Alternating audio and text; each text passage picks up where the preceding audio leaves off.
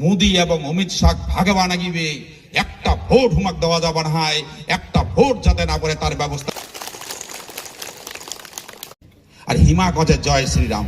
জয় শ্রীরাম উচ্চারণ করা তোমার কোনো যোগ্যতাই নেই, তোমার শাস্ত্রে জানেন না। আরে তোমাকে এখন বাল্যপাঠ দিবা গেলে তোমার জ্ঞান খুলিবে, তোমার তো বাল্যপাঠ পড়ে গেলে। যত বিজেপি নেতা আছে একটাও বাল্যপাঠ পড়ে নেই, একটাও বাল্যপাঠ পড়ে নেই। বাল্যপাঠ বই কায় নাকি যে এসেচন্দ্র বিদ্যাসাগর। আরে বিদ্যাসাগর এত বড় উপাধিটা কায় দিছে? স্বয়ং ইংরেজ। ইংরেজ কে বাপ রে বাপ, এটা লোক এত শিক্ষিত, এত জ্ঞানী। এই বিদ্যাসাগর একখান ছোট্ট বই লিখেছে বাল্যপাঠ। এই বাল্যপাঠের মধ্যে কি কি পাই? এলাকার ছলা তো বাল্যপাঠ পড়ে কেনা, পড়েছে? পড়ে না। গান বই দিকে কি হবে? বাল্যপাঠ পড়ে না। আর বানান গুরুবাদে যুক্তাক্ষর জানে কেনা? মোর কৃষ্ণ নামটা বানান করছে কয়েছি করে কৃষ্ণ,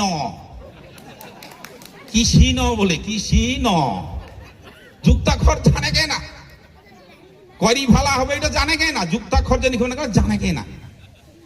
বাল্যপাঠে পড়ে নিতে কি জানিবে? যুক্তাক্ষর জানে কেনা? জাহাঙ্গীরের নাম মুছিয়ে দিব, অমুকের নাম মুছিয়ে দিব, মুসলিম নাম সব মুছিয়ে দিব, একবার হামাকালি হিন্দু রাষ্ট্র বানাবা দাও। তুই যদি এত মুছিবা পারিস তাহলে এপিজে আব্দুল কালামের নামটা মুছিয়ে দে দি, ওর পারমাণবিক যে মানে বোম বানাইছে ওটা ফেলে দে দি, ওর হামা মিসাইল নিবা নাহি, ওর পারমাণবিক বোমটা হামা নিবা নাহি।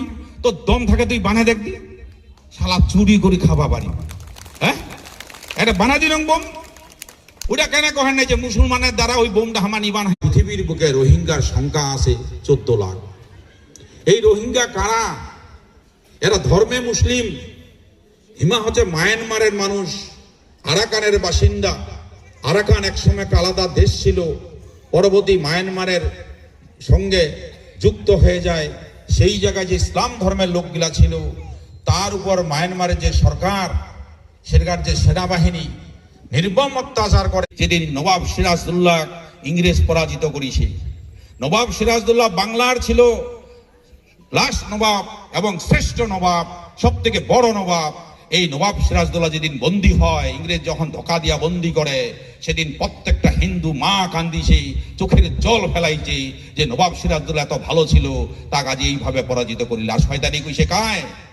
3টা মানছি, 2টা হিন্দু, একটা মুসলমান।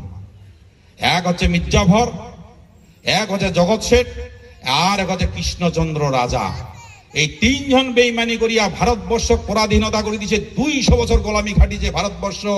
এই নবাব সিরাজউদ্দৌলা সেদিন যদি নাই হারিল হয়, তাহলে আমার ভারত ইংরেজের হাতে নাই গেলে, সেদিন ধোকা দিয়ে যদি